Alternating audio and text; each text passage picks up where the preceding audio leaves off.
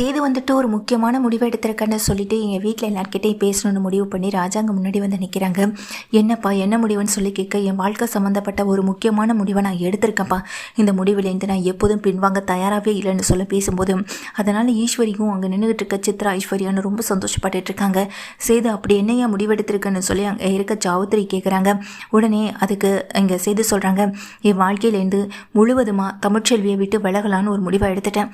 என் வாழ்க்கையில் புதிய ஒரு வாழ்க்கை தொடக்கத்தை நான் ஆரம்பிக்கலான்னு இருக்குன்னு சொல்ல, என்னையா செய்து சொல்கிறேன்னா மோகனா கேட்குறாங்க. அதுக்கு செய்து சொல்கிறாங்க, ஆமாம் சின்னம்மா, கோர்ட்டில் எங்கள் டிவோர்ஸ் கேஸை நான் திரும்ப எடுத்து நடத்தலான்னு இருக்கேன். இந்த டிவோர்ஸ் கேஸை நான் நடத்த தான் போகிறேன் அப்படின்னு சொல்ல, யோ என்னையா செய்து என்னென்னவோ பேசுகிறேன், கொஞ்சம் அமைதியாக பொறுமையாக இரியா அப்படின்னு அப்பத்தா சொல்லும்போது, அதுக்கு செய்துவோம் என்னால் இதுக்கு மேலே அமைதியாவோ பொறுமையாவோ இருக்க முடியாது அப்பத்தா.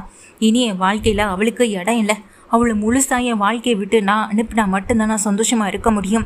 அடுத்த வாழ்க்கையை பற்றி என்னை யோசிக்கலான்ற ஒரு முடிவையும் எடுக்க முடியும் அப்படின்னு சொல்ல, திரும்ப என் அப்பாவுக்கு நான் கஷ்டத்துக்கு மேலே கஷ்டத்தை கொடுக்கவே நான் விரும்பலை.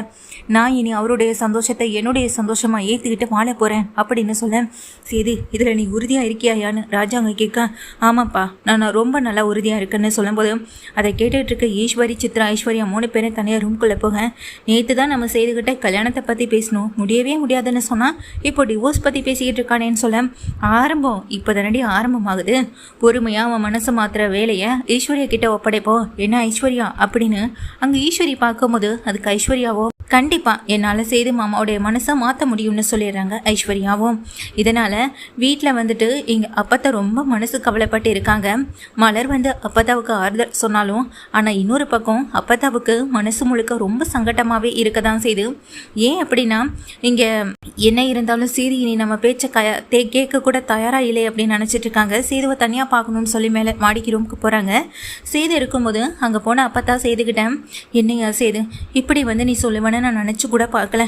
ஏயா நீ தமிழை பற்றியே நினச்சி கோவப்படுறியே, தமிழ் வயிற்றில் வளர்ற பிள்ளைகளை பற்றி கொஞ்சமாவது யோசிச்சியாயா அப்படின்னு சொல்லி கேட்க, ஒரு நிமிஷம் மனசு முழுக்க வருத்தத்தோடு உட்காந்துருக்க செய்து அப்பத்தாவை திரும்பி பார்க்குறாங்க. அதை நான் யோசிக்காமலாம் ஒன்றும் இல்லை அப்பத்தா, எனக்கு தெரியும் என் பிள்ளைகளை எப்படி என்னால் பார்த்துக்க முடியும்னு. அவளுக்கு பிறந்துடுச்சுன்னா அதை அவள் தான் பார்த்துக்கணுன்னு ஏதாவது அவசியம் இருக்கான்னு, எப்படி அவகிட்டேருந்து பிள்ளைகளை நான் வாங்கி வளர்க்குறேன்னு மட்டும் நீங்கள் பார்த்துக்கிட்டே இருங்க அப்படின்னு சொல்ல, யோ அதெல்லாம் நடக்காதியா, என்ன நினச்சிட்ருக்க நீ? இப்போ எம்எல்ஏக்கு நின்று ஜெயிச்சிட்டன்றதுக்காக அவள் குழந்தை பிறந்ததும் இல்லை உங்ககிட்ட கொடுத்துருவானோ, இல்லை நீ அவகிட்டேருந்து குழந்தைய வாங்கிட்டு வந்தலான்னு நினைக்கிறியா? அதெல்லாம் நினைக்கவே நடக்காது அப்படின்னு சொல்ல, அப்போதான் நான் சொன்னது மட்டும்தான். தமிழுக்காகவோ நான் இனிமேல் எதை பற்றி யோசிக்க தயாராக இல்லை. குழந்தைங்களை பற்றி யோசிக்கும் போது எனக்கு ரொம்ப மனசுக்கு வலிக்குது, கஷ்டமாக தான் இருக்குது. ஆனால் குழந்தைங்களுக்காக யோசிச்சு என் வாழ்க்கையை நான் வீணடிக்க விரும்பலை. நான் எடுத்த முடிவு எடுத்தது தான் அப்படின்னு சொல்லிடுறாங்க. இங்கே சேதுவும் அடுத்த நாள் இங்கே வக்கீல்கிட்ட பேசி நேராக கோர்ட்டுக்கு தான் போகிறாங்க. அங்கே தமிழ்ச்செல்வியும் வந்து நிற்கிறாங்க. தமிழ்ச்செல்வி முன்னாடி போய் நிற்கிற சேது, இனி உனக்கும் எனக்கும் எந்த சம்மந்தமும் இல்லடி.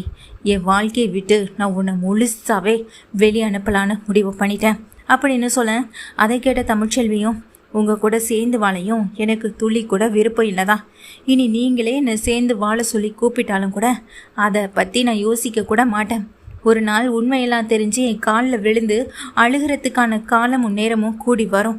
அன்னைக்கு இருக்கவங்களுக்குன்னு இங்கே தமிழ்ச்செல்வி சொல்லிட்டு இருக்கும் போதே உள்ளே இருக்க வக்கீல் 2 பேருமே கூப்பிட்றாங்க. சேது ஒரு பக்கம் தமிழ்ச்செல்வி ஒரு பக்கம் போய் நிற்க, இன்னைக்கு தமிழ்ச்செல்விக்கும் நம்ம சேதுவுக்கும் டிவோர்ஸ் கிடைக்க போகுது. அதை நினச்சி சந்தோஷப்பட்டுக்கிட்டு இருக்கணும்.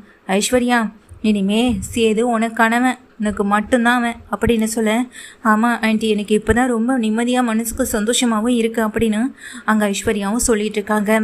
இங்கே தமிழ்ச்செல்வியோடைய குடும்பமும் நிற்க, இந்த அளவுக்கு நம்ம பொண்ணை கொண்டு வந்து விட்டுட்டாங்களேங்க, நம்ம பொண்ணோட வாழ்க்கை என்னாக போதோன்னு நினைக்கும் போது ரொம்ப கஷ்டமாக இருக்குன்னு வசந்தி செல்லப்பாண்டிகிட்ட சொல்ல, செல்லப்பாண்டியோ வசந்தியை பார்த்து, கொஞ்சம் பொறுமையாக இரு வசந்தி, எதுவாக இருந்தாலும் நம்ம பார்த்துக்கலாம், மாப்பிள்ளைக்கிட்ட பேசி பார்க்கலான்னு முயற்சி பண்ணாலும் அதுவும் நடக்க மாட்டேங்குதேன்னு ஒரு பக்கம் ரொம்ப கஷ்டத்தில் இருக்காங்க. இன்னொரு பக்கம் இங்கே விசாரணை நடக்குது. என்னம்மா தமிழ்ச்செல்வி, 6 மாதத்துக்கு பிறகு 2 பேரும் சேர்ந்து வாழ்கிறதா உறுதியை எடுத்திருந்தீங்க, இப்போ திரும்ப உங்களுக்குள்ளே என்ன பிரச்சனைன்னு சொல்லி கேட்குறாங்க. அதுக்கு தமிழ்ச்செல்வியோ எதுவுமே பேசாமல் அமைதியாக நிற்க, அதுக்கு சேதுபதி சொல்கிறாங்க, எனக்கும் இவளுக்கும் இனி எதுவும் வேணாம். இந்த 6 மாதம் வாழ்ந்த வாழ்க்கைக்கு பிறகு நாங்கள் எங்களுக்குள்ளே எடுத்த முடிவு இதுதான். தமிழ்ச்செல்விக்கும் எனக்கும் ஒன்றா சேர்ந்து வாழ்கிறதுக்கு விருப்பமே இல்லைன்னு சொல்ல, உங்களுக்கு வாழ விருப்பம் இல்லைன்னு சொல்லுங்கள், உங்கள் மனைவிக்கும் வாழ விருப்பம் இல்லைன்னா அதே இதுக்கு நீங்கள் சொல்கிறீங்க, தமிழ்ச்செல்வி நீங்கள் சொல்லுங்கம்மா அப்படின்னு அங்கே இருக்கவங்க கேட்குறாங்க. மேடம், என் லைஃப்பில் நான் ஏகப்பட்ட பிரச்சனைகளை சந்திச்சிருக்கேன். முதல்ல இந்த டிவோர்ஸ் வேணும்னு நான் தான் ரொம்ப உறுதியாக நின்னேன். இந்த டிவோர்ஸ் கேஸ்க்காக நான் ரொம்ப கஷ்டப்பட்டேன். நிச்சயமாக இவர்கிட்டேருந்து எனக்கு டிவோர்ஸ் கிடைக்கணும்னு நான் இந்த கடவுள்கிட்ட வேண்டின நாட்கள் தான் அதிகம். ஆனால் 6 மாதம் நீங்கள் டைம் கொடுத்திருந்த போது 2 பேருடைய மனசுமே மாறினது. 2 பேரும் ஒன்றா சேர்ந்து வாழலான்ற ஒரு முடிவையே எடுத்தோம் அப்படின்னு சொல்ல, இப்போ என்னம்மா முடிவெடுத்திருக்குன்னு சொல்லி கேட்குறாங்க. மேடம், நான் வாழ முடியாதுன்னு சொன்ன போது இவர் என் கூட வாழணும்னு சொல்லி எடுத்த முடிவு தான் அதிகம். இப்போது இவர் என் கூட வாழ முடியாதுன்னு சொல்லி ஒரு முடிவு எடுத்திருக்காரு. ஆனால் எனக்கு இவர் கூட சேர்ந்து வாழணும்னு தான் ஆசை அப்படின்னு தமிழ்ச்செல்வி அந்த கோர்ட்டில் பேசும்போது, என்னம்மா தமிழ்ச்செல்வி, அப்போ உனக்கு இந்த கேஸில் வந்துட்டு விருப்பம் இல்லையா, இந்த டிவோர்ஸில் விருப்பம் இல்லைன்னு சொல்லி கேட்க, இல்லை மேடம் எனக்கு இந்த டிவோர்ஸில் துளி கூட விருப்பமே இல்லைன்னு சொல்லிடுறாங்க. இல்லை மேடம், கொஞ்ச நேரத்துக்கு முன்னாடி கூட கொஞ்சம் அமைதியாக இருங்க செய்து அப்படின்னு மேடம் சொல்லிட்டு இருக்காங்க. எங்கள் தமிழ்ச்செல்வியை பார்க்குறாங்க. அப்போ 2 பேருக்கும் திரும்ப கவுன்சிலிங் நான் ஏற்பாடு பண்ணுறேன்னு சொல்லிட்டு இந்த ஹியரிங்கை வந்துட்டு தள்ளி வச்சிடறாங்க. டிவோர்ஸ் கொடுக்க முடியாதுன்னு சொன்ன காரணத்தை கேட்ட உடனே அங்கே இருக்க சேதுவுக்கும் வந்து தமிழுடைய கழுத்தை போய் வேகமாக பிடிச்சிட்றாங்க. அந்த இடத்துல இருக்க ஜட்ஜ் வந்துட்டு உடனே சொல்கிறாரு, என்ன இது கோர்ட்டுன்னு கூட பார்க்காம என்ன இப்படி நடந்துக்கிறீங்க, அப்போ உங்கள் மேலே கேஸ் போட்டு இப்போவே உள்ள தள்ள முடியும்னு சொல்லிட்டு அங்கே நீதிபதி திட்டின உடனேயே தமிழ்ச்செல்வி கழுத்தை விட்டு கையெடுக்கிறாங்க. போலீஸ் எல்லாம் ஓடி வந்து தடுக்கவும் செய்கிறாங்க. பார்த்தீங்களே சார், என்னுடைய நிலைமை இப்படித்தான தமிழ்ச்செல்வி சொல்ல, ஹலோ மிஸ்டர் சேது, உங்களுக்கு இங்கே டிவோர்ஸ் வேணுன்றதுக்காக ஒரு பொண்ணை இப்படி எங்கள் முன்னாடியே நீங்கள் காயப்படுத்துறீங்க. கர்ப்பிணியாக இருக்க அந்த பொண்ணுக்கு நீங்கள் தான் பாதுகாப்பு கொடுக்கணும். ஆனால் அதை விட்டுட்டு அந்த பொண்ணுக்கிட்டேருந்து டிவோர்ஸ் கிடைக்கணுன்றதுக்காக உங்கள் கோவத்தில் எல்லாம் மீறி போகிறீங்க. உங்களுடைய கேஸை நான் தள்ளி வைக்கிறேன் அப்படின்னு சொல்லிடுறாங்க. இனிமேல் கோர்ட்டில் டிவோர்ஸ் கிடைக்கிறது கஷ்டம்தான்னு வக்கீலுமே சொல்லிடுறாரு. இதனால் ரொம்ப மன வருத்தத்தில் தான் இங்கே சேதுவும் இருக்காங்க. தமிழ்ச்செல்வி வெளியே வர, ஏய் என்னடி நினச்சிட்டு இருக்கோம் மனசில், கொஞ்சம் நேரத்துக்கு முன்னாடி உன் கூட சேர்ந்து வாழைய விருப்பம் இல்லை அப்படின்னு என்கிட்ட சொல்லிட்டு இப்போ வந்து மேடம் முன்னாடி என்னடி பேசிக்கிட்டு இருக்கேன்னு சொல்லிட்டு கேட்க, ஹலோ நீங்கள் உங்கள் விருப்பத்தை சொன்னீங்க, நான் என் விருப்பத்தை சொன்னதா?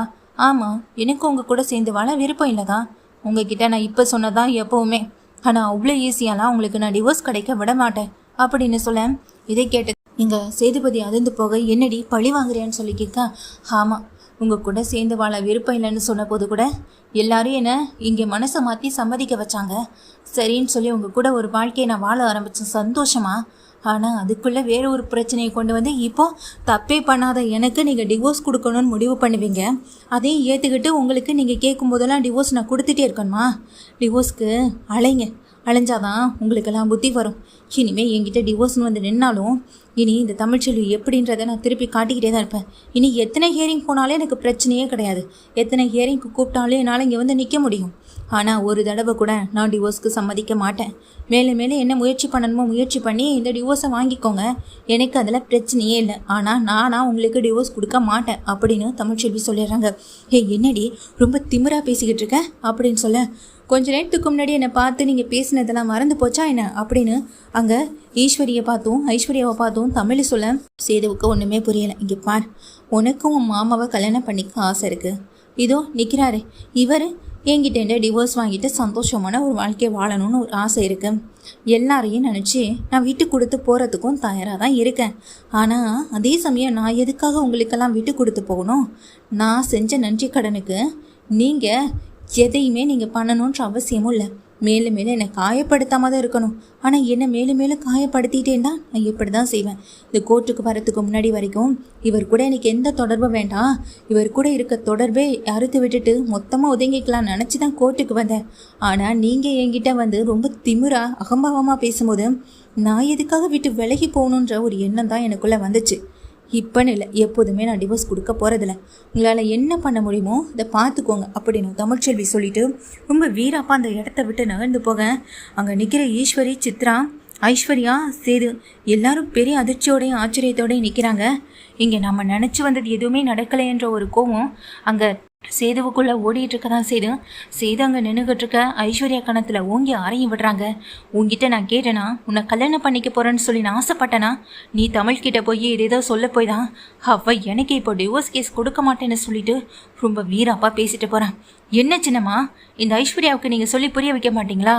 ஐஸ்வர்யா ஒரு அளவு தான், எனக்கு கல்யாண வாழ்க்கையில் எந்த ஈடுபாடும் இல்லை. ஒரு தடவை கல்யாணம் பண்ணி அவஸ்தைப்பட்டதே போதும்னு ஒதுங்கி இருக்கும்போது உன்னை கல்யாணம் பண்ணிப்பன்னு நீ எப்படி நினைச்ச? இங்கே பாருங்க சின்னம்மா, இங்கே ஐஸ்வர்யாவுக்கு புரிய வைங்க. உங்கள் அண்ணன் பொண்ணு தானே ஐஸ்வர்யா, முதல்ல அவளை இங்கேருந்து ஊருக்கு அனுப்புறதுக்கு வழியை பாருங்க. இனி என்கிட்ட எந்த எண்ணத்தோடும் நீங்கள் பேசக்கூடாது அப்படின்னு சொல்லி அங்கே சேது ஐஸ்வர்யாவை அடித்து திட்டிட்டு அந்த இடத்த விட்டு வேகமாக கோவமாகவும் போகிறாங்க. நம்ம நினச்சது எதுவுமே நடக்கலையம்மா. இந்த தமிழ்ச்செல்வி இப்படி விட்ட பிளானை பண்ணி மாற்றி விட்டுருவான்னு நான் நினைக்கவே இல்லையம்மா அப்படின்னு சொல்லி ரொம்ப கவலையோடு நின்றுட்டு இருக்காங்க. இங்கே ஐஸ்வர்யா, சித்ரா, ஈஸ்வரின்னு 3 பேருமே தமிழ்ச்செல்வி, இனி இந்த சேதுவுக்கு நம்ம கற்றுக் கொடுக்குற பாடமே வேறவா தான் இருக்கணும். ஒவ்வொரு தடவையும் செய்யாத தப்புக்கு பழி ஏற்றுக்கிட்டு நம்ம விலகி போயிட்டே இருக்கிறது அவருக்கு நாம் என்னமோ தப்பு பண்ணிட்டு அமைதியாக இருக்கிற மாதிரி நினைப்பாரு போல.